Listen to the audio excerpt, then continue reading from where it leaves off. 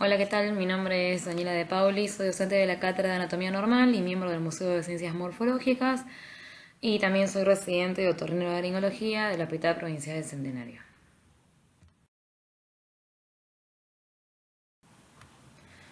Y el tema que vamos a ver es un poquito irrigación de cabeza y cuello para que ustedes vean cómo es la vasculatura de los órganos que han estudiado durante el cursado de nutrición a ese nivel.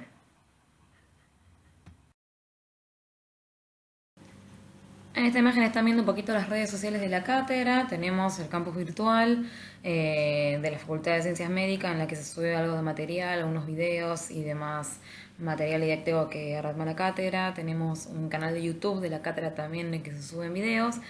Tenemos un Instagram y dos Facebook, uno perteneciente a la cátedra y uno al Museo de Anatomía y un Twitter también para que se puedan comunicar y puedan ir siguiendo un poquito todo el material que sube la cátedra que vamos subiendo los docentes de anatomía.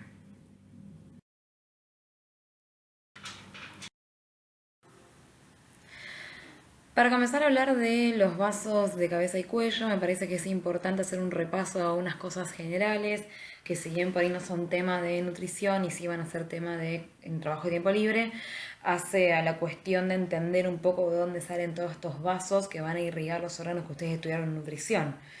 Primero con respecto al corazón, el corazón es un órgano, vamos a hablar muy de lo general, no es algo que ustedes tengan que saber en profundidad ahora, pero sí va a terminar de ayudarnos a redondear el tema.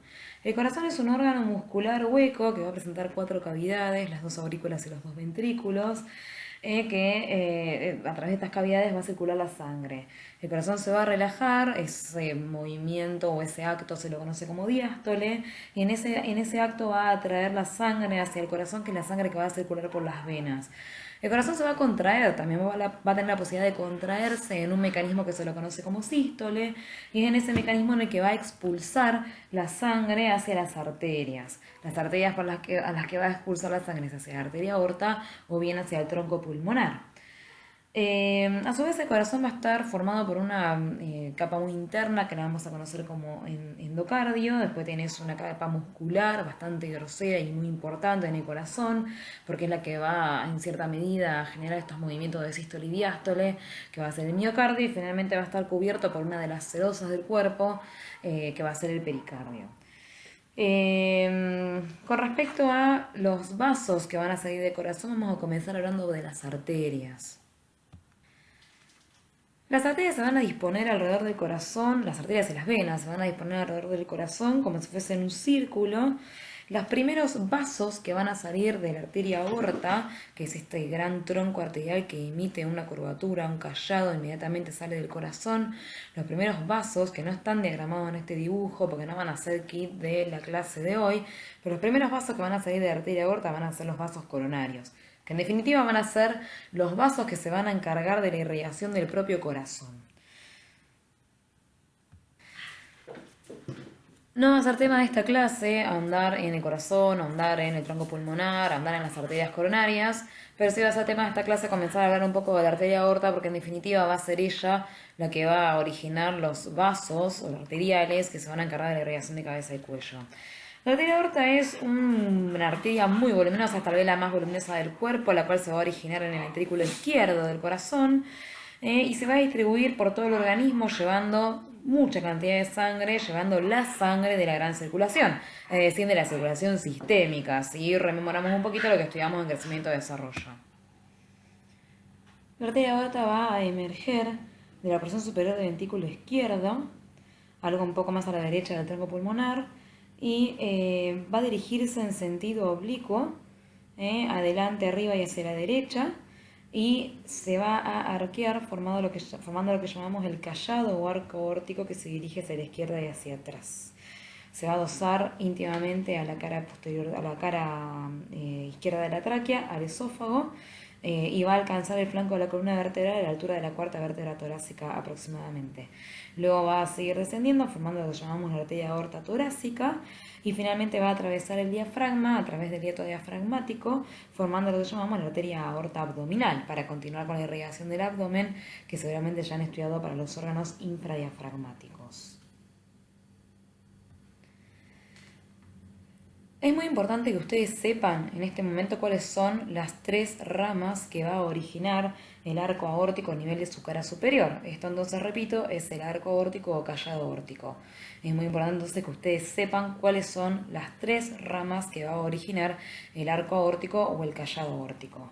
Las tres ramas que va a originar desde la cara superior son tres arterias voluminosas conocidas como tronco brachiocefálico, ¿sí? Que va a estar hacia la derecha. Después vamos a tener la arteria carótida común izquierda y vamos a tener luego también la arteria subclavia izquierda, ¿sí? En esta otra imagen están viendo cómo entonces del borde superior del callado aórtico se desprenden la arteria brachiocefálica, que es derecha, el tronco brachiocefálico es derecho, la arteria carótida común, que es izquierda, y la arteria subclavia izquierda. Van a ver que el tronco brachiocefálico, que es derecho, el tronco arterial brachiocefálico, que repito es derecho, se va a cruzar con o va a estar íntimamente en relación hacia adelante con este gran tronco venoso, muy importante que ya lo vamos a nombrar, que es la vena, un tronco venoso importantísimo, que es la vena brachiocefálica izquierda, que se dirige de izquierda a derecha y cruza al tronco arterial brachiocefálico.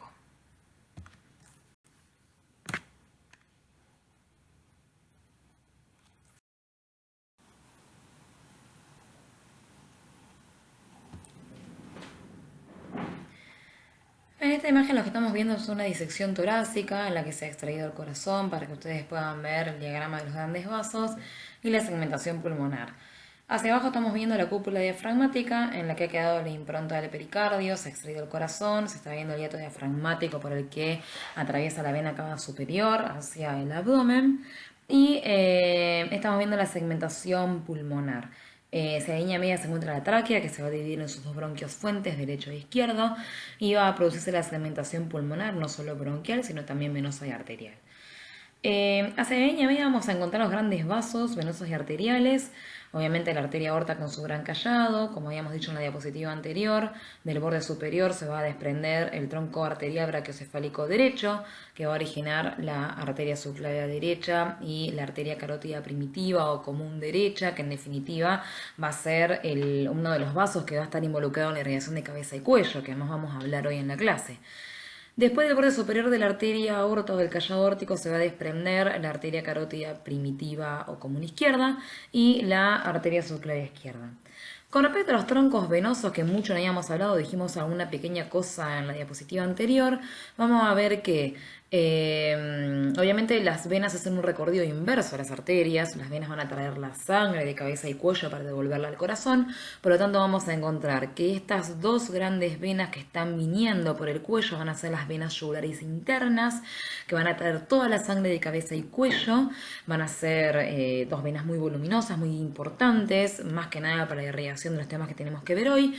Estas venas van a confluir a las venas subclavias, derecha e izquierda, para formar los troncos venosos brachiocefálicos. Tronco venoso brachiocefálico derecho y tronco venoso brachiocefálico izquierdo. Repito, los dos troncos venosos brachiocefálicos derecho e izquierdo se van a originar por la confluencia de las dos venas yugulares internas, derecha e izquierda, y de las dos venas subclavias.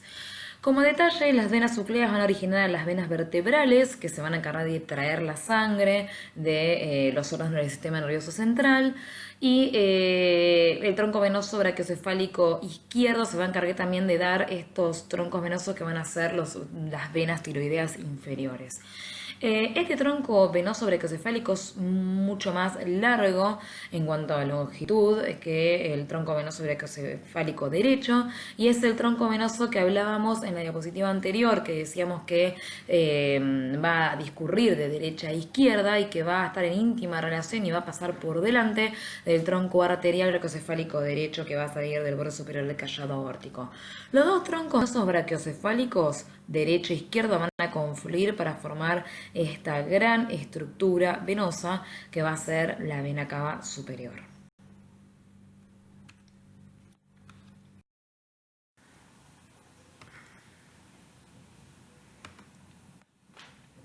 En la imagen de la izquierda estamos viendo un poco más esquemático lo que veíamos anteriormente. Esta es una imagen del mediastino, es decir, del espacio que está entre los dos campos pleuropulmonares. Se ha resecado el corazón, para que ustedes vean bien la cúpula diafragmática, orificio, el hiato por el que pasa la vena cava superior. Y estamos viendo cómo la vena yugular interna, derecha e izquierda, junto con las venas subclavias derecha e izquierda, forman los troncos venosos brachiocefálicos, los troncos innominados. El tronco venoso brachiocefálico izquierdo es un poco más extenso que el derecho y va a atravesar las estructuras arteriales que van a salir del borde superior de la arteria aorta. Estamos viendo la vena ácigo, estamos viendo los troncos pulmonares y hacia el mediastino posterior lo que estamos observando es el esófago, el cual desciende en relación íntima con los nervios vagos y las relaciones que tiene hacia la izquierda con el callado aórtico y la arteria aorta descendente a nivel de tórax. En la imagen de la derecha lo que vamos a estar viendo es un poquito lo que hablábamos anteriormente, cómo el callado aórtico se desprende del tronco brachiocefálico derecho y después tenemos la arteria carótida primitiva o común izquierda y vamos a estar viendo cómo la vena yugular interna junto con la vena yugular interna y vena subclavia van a formar los troncos venosos de tipo brachiocefálico que van a formar luego la vena. En esta imagen vamos a aprovechar a hablar un poco de lo que van a ser las arterias más importantes de esta vía de irrigación de cabeza y cuello, que son las arterias carótidas primitivas o comunes y sus dos ramas terminales que son la arteria carótida externa y la arteria carótida interna. Con respecto a las arterias carótidas, la arteria carótida o primitiva izquierda se va a originar del arco aórtico a 5 milímetros por detrás y a la izquierda del tronco brachiocefálico. Recordemos que la arteria carótida común o derecha van a ser directamente en la base del cuello, en lo que es la bifurcación del tronco brachiocefálico derecho. Recordemos que del borde superior del callado aórtico van a nacer el tronco arteria brachiocefálico derecho y por eso es que la arteria carótida común o primitiva nace directamente del cuello de este tronco arterial, que origina como terminal la carótida primitiva y la subclavia derecha, pero que en cambio hacia la izquierda la carótida primitiva o carótida común izquierda y la subclavia izquierda van a nacer directamente a nivel intratorácico del callado aórtico. Por lo tanto, podemos decir que las arterias carótidas comunes o primitivas son dos arterias que se encuentran interpuestas entre el tronco brachiocefálico y la carótida externa e interna hacia el lado derecho y del lado izquierdo se encuentra directamente interpuesta entre lo que es el callado aórtico y el nacimiento de la carótida externa e interna. Las dos arterias tienen un recorrido bastante similar a lo largo del cuello, tienen un calibre bastante similar y ambas van a terminar a nivel de lo que son la carótida interna y la carótida externa. La terminación de las carótidas comunes va a estar localizada a nivel de lo que es el cartílago tiroides de la laringe, que es este cartílago que ven acá, que en los hombres desarrolla o forma una estructura palpatoria en el cuello, que es lo que llamamos vulgarmente como nuez de Adán. Es decir, que a ese nivel vamos a estar encontrando la bifurcación carotidia. Otro reparo anatómico de importancia para hablar de la bifurcación carotidia va a ser el hueso hioides, ¿sí? Que es este hueso que se encuentra a nivel más o menos de la cuarta vértebra cervical, que va a prestar inserción a numerosos músculos del cuello, que hasta inclusive los vamos a llamar como supra e infraioideos. Entonces, la bifurcación carotidia entre carótida primitiva y carótida externa y carótida interna va a estar dada a nivel más o menos de lo que es el cartílago tiroides y el hueso hioides, aproximadamente a nivel de lo que es la cuarta vértebra cervical. En esta imagen de acá abajo estamos viendo más o menos los sitios de mayor frecuencia como reparo anatómico de la bifurcación carotidia. Y vamos a ver que hasta en un 30 y un 35% de veces la carótida justamente se va a bifurcar a nivel de lo que es la cuarta vértebra cervical, ¿sí? Pero este no es un reparo anatómico hiperconstante. Vamos a ver que en algunos otros casos, en un porcentaje mucho menor de veces, puede ser que la carótida se bifurque un poco más por encima o un poco más por debajo de lo que es el cuerpo de la cuarta vértebra cervical.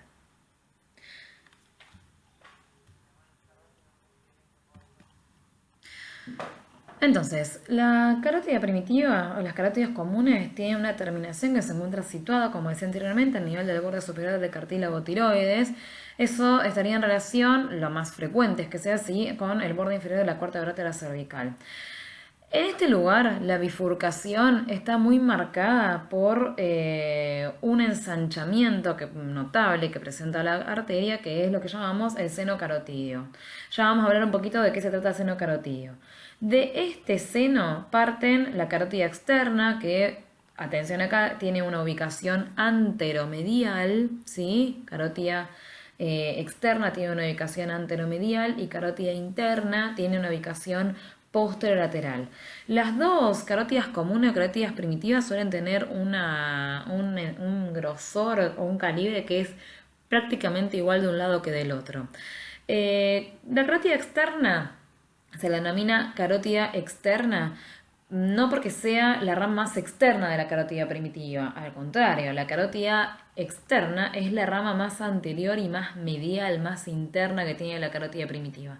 Se le denomina carótida externa porque el territorio de irrigación de esta arteria va a ser justamente los tejidos del exocráneo. En cambio, la carótida interna la denominamos así, que la están viendo acá, porque va a ser la encargada de la irrigación de los tejidos del endocráneo. Pero la carótida interna es la rama más posterolateral o posteroexterna que tiene la carótida primitiva luego de la bifurcación a nivel de este ensanchamiento que es el seno carotidio. Fíjense que esta imagen nos está mostrando también acá la saliencia de la arteria subclavia, las dos vienen de este tronco arterial que es el tronco brachiocefálico, y acá estamos viendo una rama, aprovecho esta imagen porque se ve muy bien, estamos viendo una rama muy importante que tiene la arteria subclavia que está ascendiendo por estos orificios que son los agujeros transversos de las apófisis transversas de las vértebras cervicales. Esta es la arteria vertebral que en la unión con la arteria vertebral posterolateral va a dar origen al tronco basilar y así van a contribuir en la irrigación del endocráneo, van a contribuir a formar la parte más posterior del polígono de Willis. Con respecto al seno, esta estructura ensanchada que se encuentra a nivel de la cuarta vértebra cervical, que va a ser el sitio final de la carótida primitiva o carótida común y el origen de las arterias carótida externa y carótida interna, esa región ensanchada se la denomina seno carotidio. En el ser vivo, si uno quiere realizar la exploración de estos grandes vasos que tiene el cuello, son vasos que desde el punto de vista semiológico son muy importantes, son vasos muy estudiados para los médicos porque permiten hacer abordajes, permiten la palpación del pulso. A nivel del segmento cervical, es decir, a nivel del cuello, las arterias carótidas comunes o primitivas son relativamente superficiales. Se encuentran por dentro del músculo esternocleidomastoideo y a través de este músculo esternocleidomastoideo podemos palpar tranquilamente los latidos de esta arteria. Con respecto al sitio de bifurcación carotidia, que es este sitio denominado seno carotidio, como decía yo anteriormente, está más frecuentemente localizado a nivel del cuarto cuerpo de la vértebra cervical, más o menos a nivel del borde superior del cartílago tiroides y a la altura del hueso ioides. En este sitio entonces vamos a encontrar esta dilatación que se denomina seno carotidio. El seno carotidio es una dilatación que se encuentra situada a nivel de la extremidad superior de la carótida común. Corresponde a una zona, y esto sí es muy importante desde el punto de vista del acto médico, corresponde a una zona barosensible. ¿Qué quiere decir eso? Que en esta región vas a encontrar receptores de presión de la arteria, ¿sí? Estos varoreceptores van a intervenir en la regulación de la presión arterial. A su vez, el seno carotidio, esta estructura dilatada con varoreceptores, se van a encontrar en contacto con el denominado glomus carotidio, que es un pequeño corpúsculo alargado que se encuentra situado verticalmente a nivel de la bifurcación de las arterias carótidas, que en vez de tener varoreceptores como tiene el seno carotidio, tiene quimioreceptores. Entonces, el seno carotidio tiene varoreceptores, receptores de presión que van a permitir la regulación de la presión arterial, y el glomus carotidio, situado también a este nivel, va a presentar funciones más quimioreceptoras, va a tener quimioreceptores que van a censar constantemente los niveles de oxígeno y dióxido de carbono que va a tener la sangre. Este corpúsculo, glomus carotidio, rico en quimioreceptores, va a estar inervado por el ramo carotidio carotidio del nervio glosofaringeo, ¿sí? Del noveno par craneal.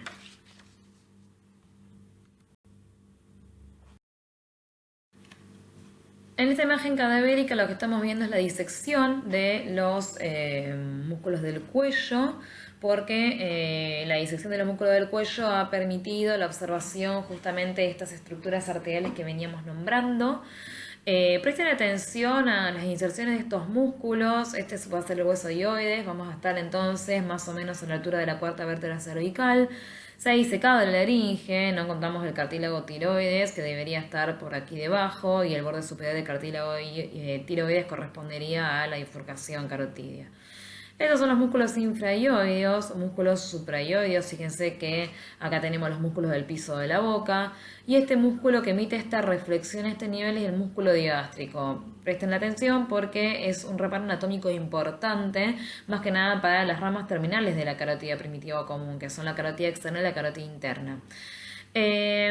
Para repasar un poquito la imagen cadavérica, vamos a tener la carótida primitiva, cuyo pulso vamos a poder palpar si corremos un poquito del esternocleidomastoideo, que a este nivel se ha resecado. A nivel de la cuarta vértebra cervical vamos a tener entonces el seno carotídeo, que es esta dilatación que presenta la arteria, que tiene varoreceptores, receptores de presión. Recordemos que a ese nivel también hay una estructura nerviosa que tiene quimiorreceptores, que permite sensar los niveles de oxígeno y dióxido de carbono dentro de la sangre. Y así la arteria carótida primitiva se va a bifurcar y va a originar sus dos ramas terminales, que van a ser la carótida externa, que va a ser la rama más anteromedial de la arteria, se la denomina, repito, externa porque se encarga de la irrigación del exocráneo, y después tenemos la carótida interna, que va a ser la rama más posterolateral de la arteria y se denomina carótida interna porque se va a encargar de la irrigación del endocráneo. Yo les decía anteriormente que presten atención al músculo digástrico, porque va a ser un músculo que va a contribuir a formar los límites de un triángulo muy importante que tiene el cuello, que es un triángulo vascular y nervioso en el que se encuentran muchas estructuras de importancia.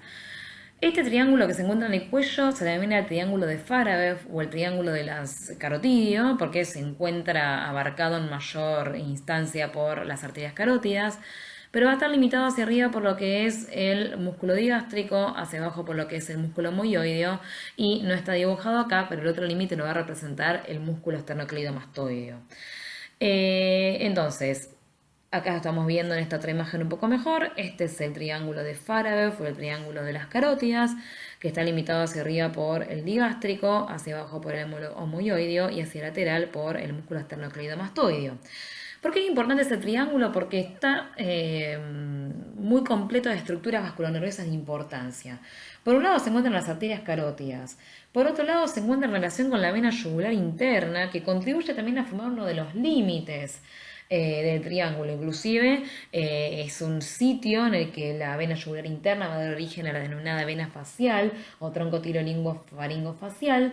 Y hacia abajo también va a aparecer un nervio de importancia que lo hemos estudiado cuando veíamos pares craneales, que es el 12º par craneal o nervio hipogloso mayor. Este triángulo entonces es muy importante por las estructuras vasculonerviosas que representa. Primero se encuentran las arterias carótidas, principalmente la carótida primitiva común y la bifurcación de las mismas. La vena yugular interna se va a encontrar hacia lateral y posterior, y el nervio hipogloso mayor se va a encontrar colaborando a cerrar el espacio.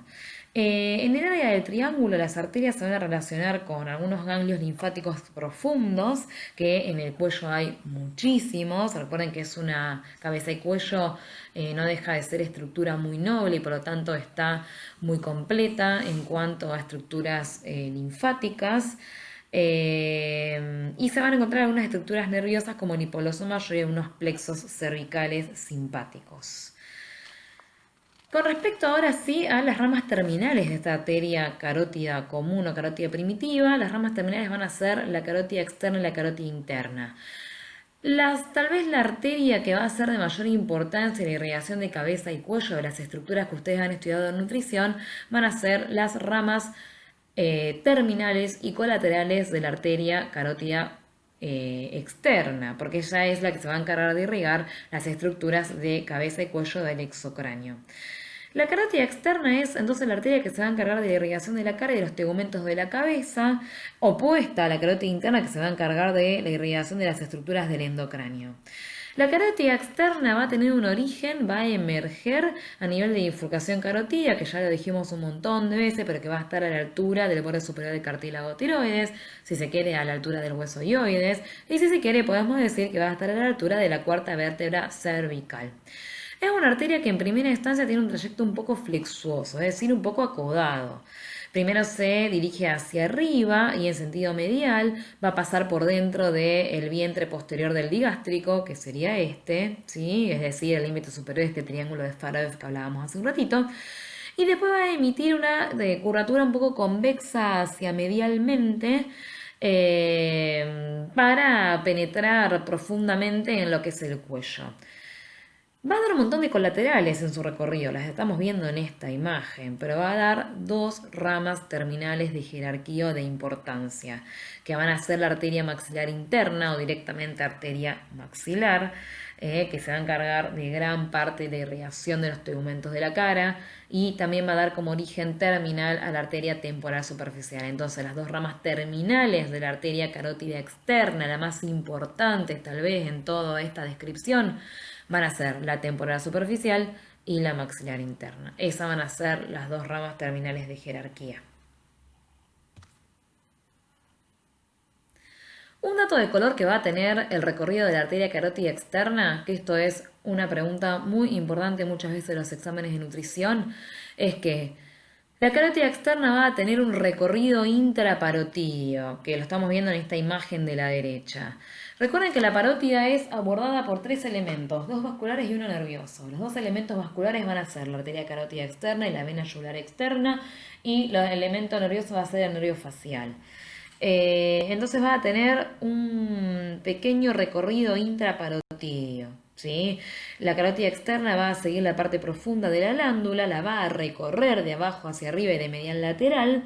Va a tener un trayecto intraglandular al nivel del lóbulo profundo de la parótida, al cual se va a adherir.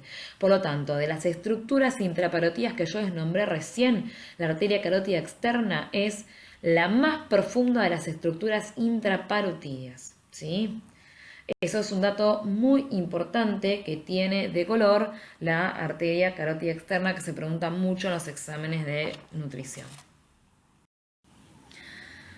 Bueno, en esta imagen estamos viendo todas las ramas colaterales y hasta las dos ramas terminales de la arteria carótida externa. Las dos ramas terminales, repito, son la maxilar interna y la temporal superficial.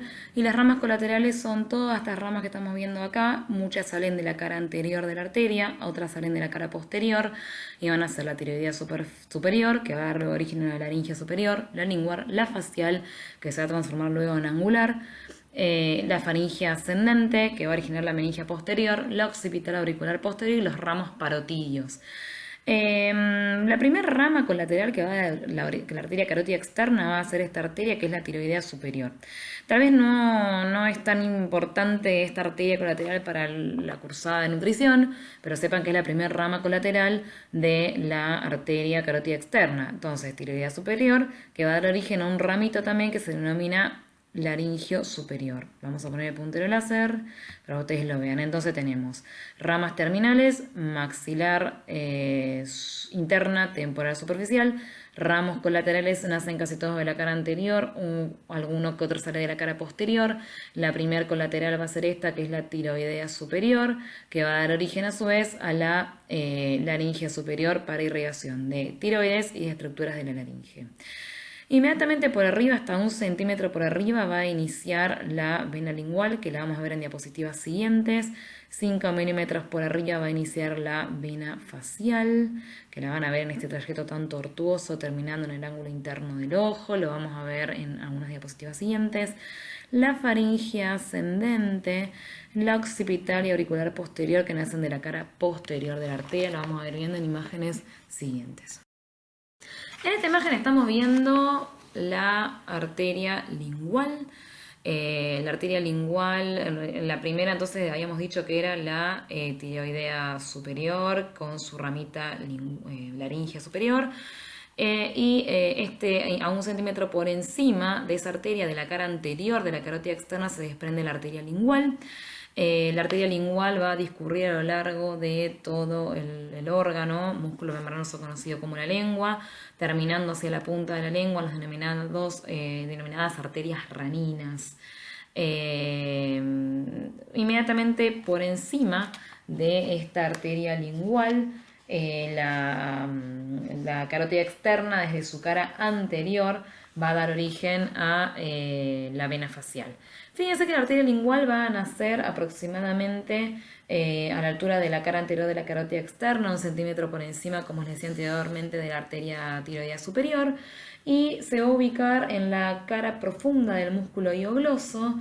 Se va a originar a la altura más o menos del asta mayor del hueso hioides, se va a ubicar en la profundidad del músculo hiogloso, como les decía anteriormente, va a penetrar así en el macizo muscular que tiene la lengua y se va a terminar a lo largo de la punta de la lengua en una arteria denominada arteria lingual profunda, más conocidas como raninas. En la próxima diapositiva vamos a hablar entonces de la arteria facial. La arteria facial es una arteria que se va a originar de la cara anterior de la arteria carótida externa, aproximadamente a 5 milímetros por encima de la arteria lingual.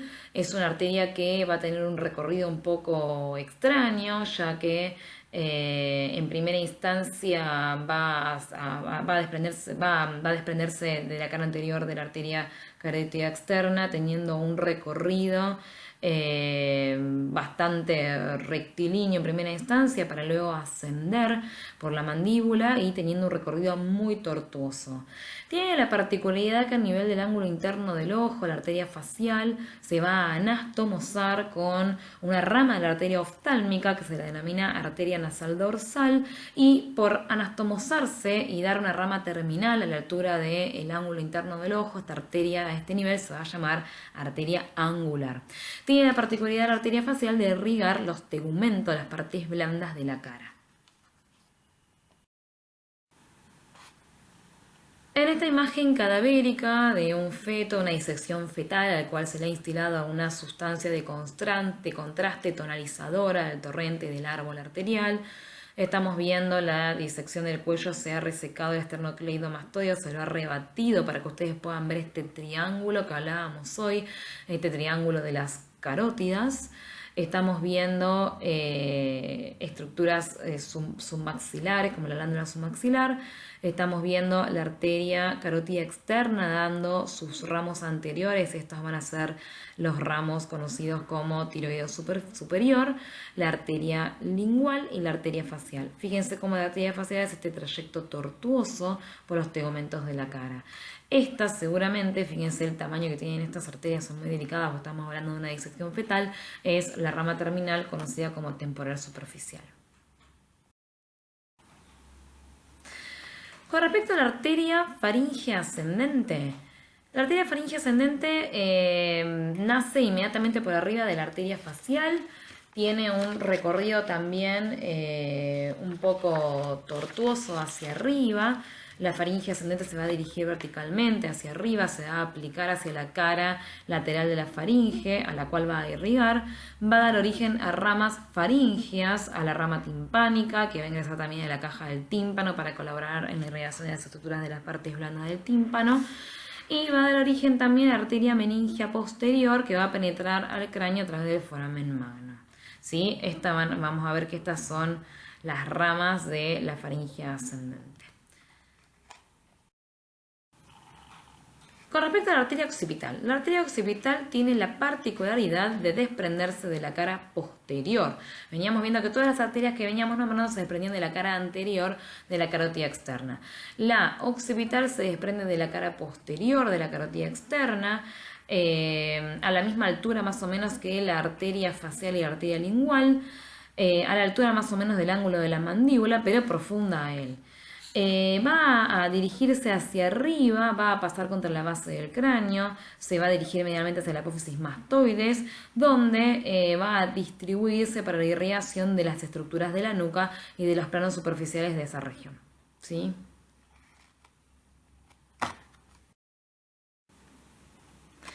Con respecto a los ramos auriculares posteriores y parotídeos, la auricular posterior es una arteria que es profunda en cuanto a su origen, va a desprenderse por arriba y medialmente al músculo estiloioideo, va a desprenderse a la altura de la región parotídea, va a seguir al vientre posterior del músculo digástrico, va a ascender hacia la apófisis mastoides y va a irrigar la región auriculomastoidea, ¿sí? Esta región auriculomastoidea es la que se va a encargar de la irrigación, la arteria auricular posterior. Entonces, vamos a ver que esta arteria que están viendo acá es la occipital y esta arteria que están viendo acá es la auricular posterior.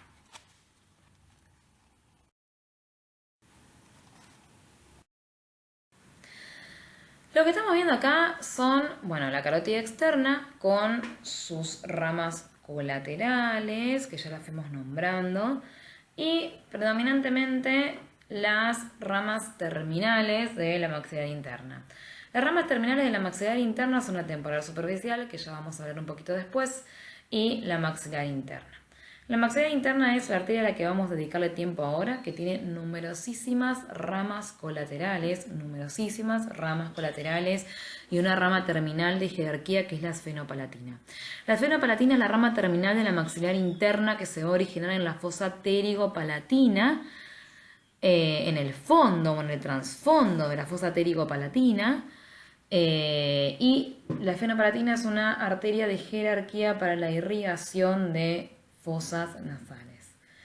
Las ramas colaterales de la arteria maxilar interna la podemos dividir en ramas ascendentes, que son las que están viendo acá, que van a ser 5, van a ser la timpánica anterior, la meningia media, la meningia accesoria, las llamadas temporales profunda anterior y profunda media. Después va a tener ramas descendentes, que van a ser la alveolar inferior, la maceterina, la bucal, las pterigoideas, la palatina descendente. Y después vamos a tener algunas ramas que las vamos a considerar ramas anteriores, que van a ser la alveolar superior y la infraorbitaria, ¿sí? De estas tal vez las más importantes o las que ustedes tienen que prestar más atención son las que se encuentran encargadas de la irrigación de los tegumentos y de los órganos que ustedes estudiaron para nutrición. Por ejemplo, la alveolar inferior, que es esta arteria que están viendo acá, que es de las ramas descendentes, es una arteria que va a discurrir por el conducto mandibular para la irrigación de las arcadas gingiventarias y luego va a salir por el denominado conducto o foramen va a transcurrir por el conducto mandibular y va a salir por el foramen mentoniano para anastomosarse con las ramas contralaterales y así irrigar todos los tejidos y tegumentos del mentón. Después tenemos la rama bucal, que es esta ramita chiquitita que estamos viendo acá, que se va a discurrir oblicua y hacia abajo, va a encontrarse lateral al músculo buccinador, que es el músculo que nos permite insuflar los cachetes, y se va a distribuir por la piel y las mucosas de las mejillas. Después tenemos el ramo maceterino. El ramo maceterino, que ahí se los voy a ubicar, es este ramito que no está bien dibujado, pero puede ser uno de los ramitos que se va a encontrar, en realidad se encuentra entre el dentario inferior y el bucal. La rama maceterina se va a encargar de irrigación del músculo macetero.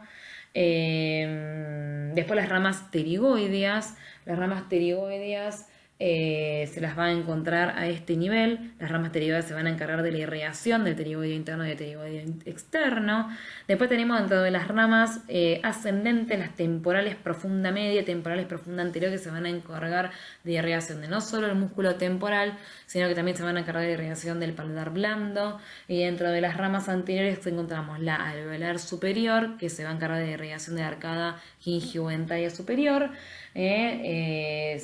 Sale sobre la tuberosidad maxilar y se va a distribuir por los conductos alveolares y las raíces molares. También se encarga de irrigación del seno maxilar.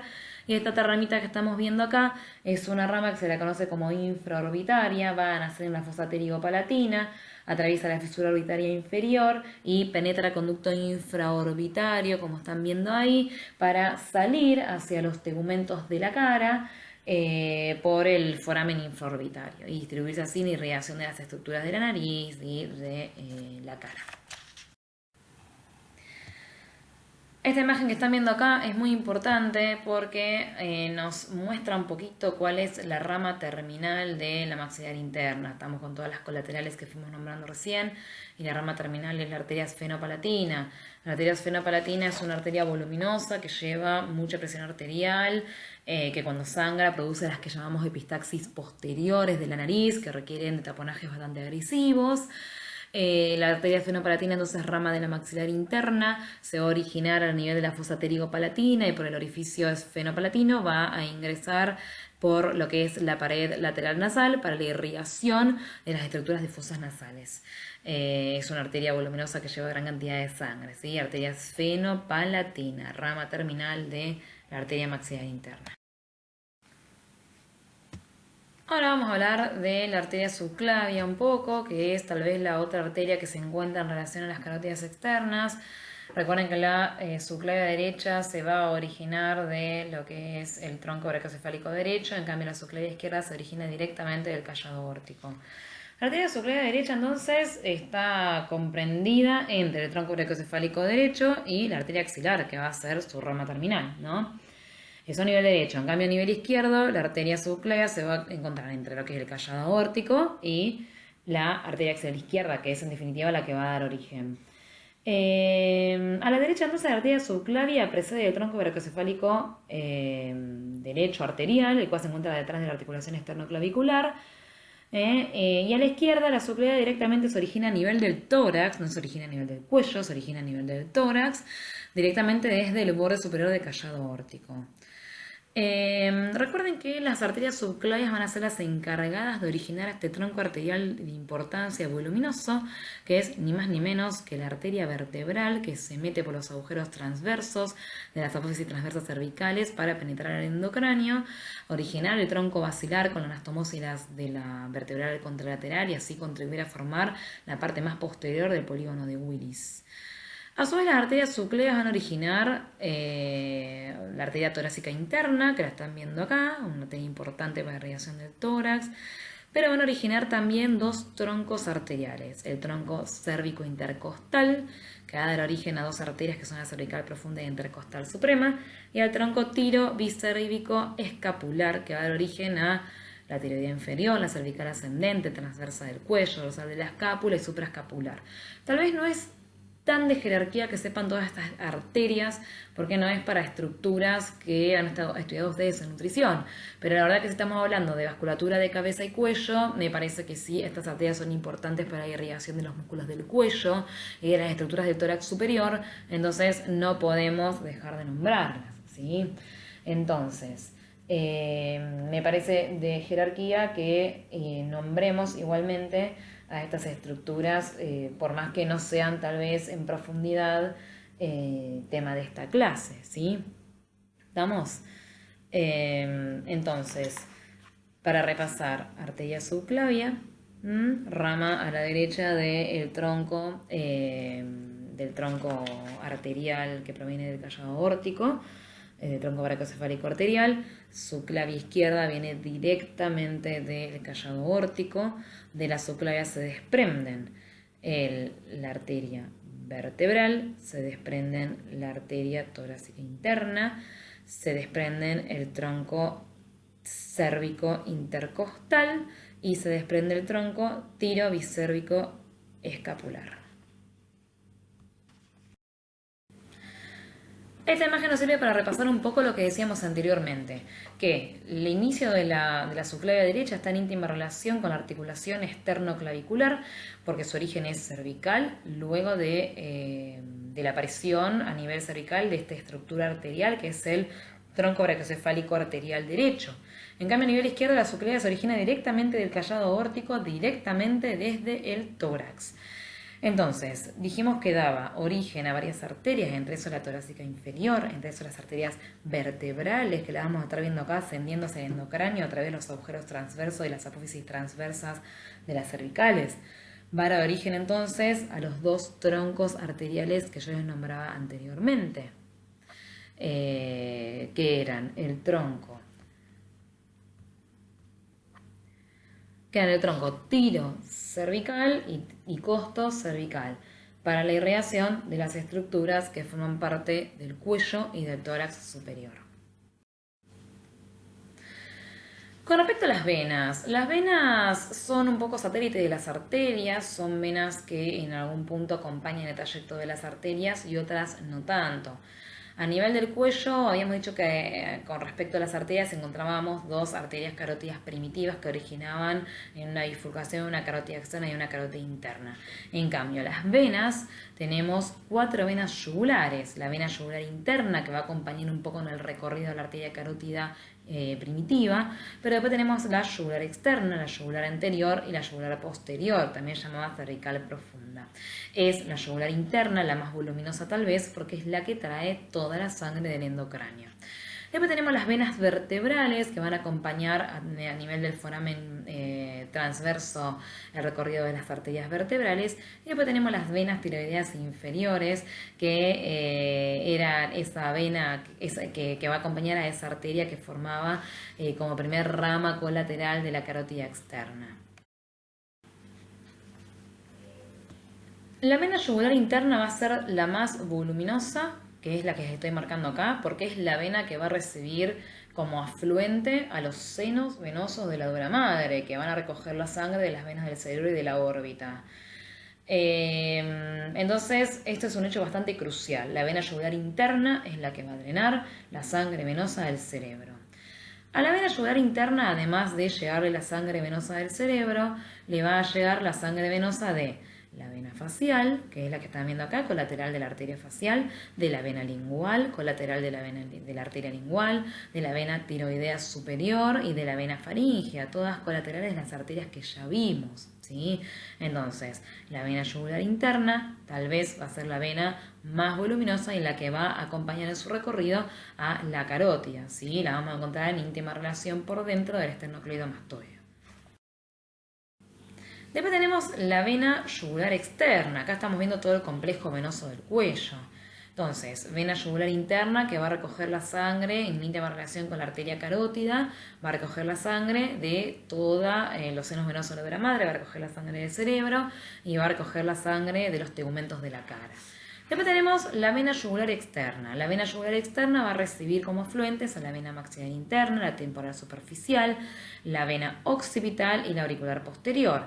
La vena yugular externa, la que le voy a marcar a continuación.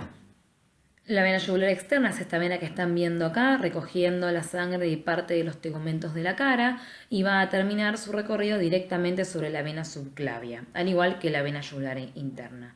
La vena yugular anterior es una vena muy superficial y mucho menos voluminosa que las anteriores que estábamos nombrando.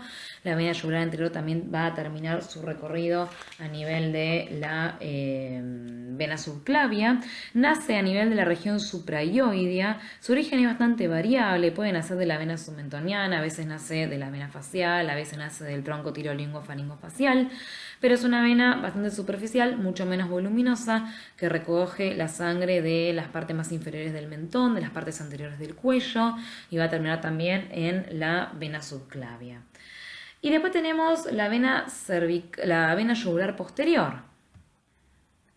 La yugular posterior se va a originar a nivel del plexo venoso suboccipital, detrás del arco posterior del atlas, y se va a encargar de recoger la sangre de toda la región más posterior de las masas musculares de la nuca. Con respecto a las venas vertebrales, nacen del plexo venoso suboccipital, o también llamado occipito vertebral, nacen por debajo del foramen yugular, donde se van a reunir con las venas mastoides, las occipitales, las condilias, recogiendo toda la sangre venosa de esta región, más que nada de la musculatura que se encuentra sobre la columna vertebral, la musculatura cervical posterior y cervical más profunda del cuello. Esta es una disección cadavérica para que ustedes vean las relaciones que tiene en el cuello, todas las estructuras vasculares. Se encuentran recubiertas por la masa carnosa del esternocleidomastoideo, pero rebatiendo este músculo podemos encontrarnos con las estructuras vasculares que veníamos mencionando anteriormente. Ahí se ha canalizado la vena yugular interna. Fíjense que a esta altura estaría el tronco brachiocefálico y acá ya tenemos la vena subclavia y acá tenemos la vena axilar. Lo que se ha hecho es canalizar con un Avocat como para poder darle un tono, se le inyectan tonalizadores como para que podamos disecar el árbol venoso. Bueno, esta va a ser la arteria carótida común todavía. Vamos a estar sobre los límites ya de la transformación a arteria carótida externa e interna. Se ha corrido la estructura de la vena yugular interna para que ustedes vean la arteria. Fíjense los cambios de colores, todo ese intonalizador y las relaciones que tienen estas estructuras con la base del cuello. Bueno, acá estamos viendo las características de la arteria con respecto a la vena. Esta va a ser arteria carótida común y esta va a ser vena yugular interna. Este estudio que está acá quería compartirlo con ustedes porque nos sirve mucho para ver la irrigación de cabeza y cuello, que es lo que estuvimos viendo hasta recién. Esto sería la irrigación arterial de cabeza y cuello.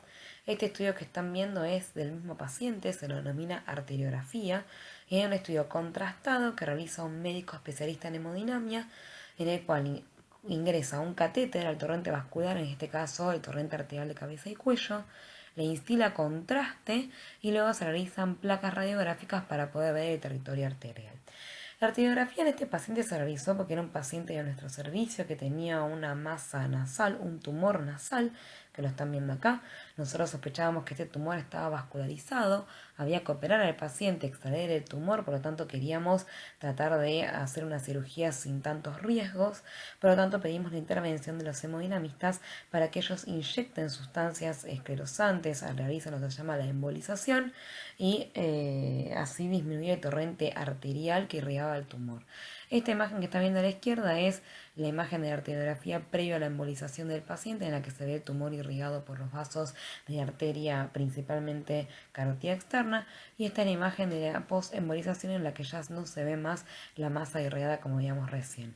En la imagen de la izquierda el hemodinamista inyectó contraste a través de la carótida común, pintó la carótida externa que están viendo acá y la carótida interna que la están viendo acá, que se dirige hacia el endocráneo.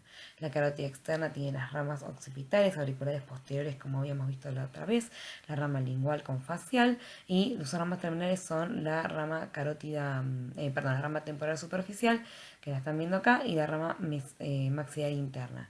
La irrigación del tumor venía principalmente de la rama maxilar interna. Esta arteriografía que están viendo a la derecha es una arteriografía en la que se instila el contraste a través de la arteria carótida externa, y lo que está es que de la maxilar interna, que era de donde provenían principalmente las ramas que irrigaban al tumor, ya post-embolización no se observan más esas ramas. Entonces, ramas terminales eran la maxilar interna y la temporal superficial. ¿Sí?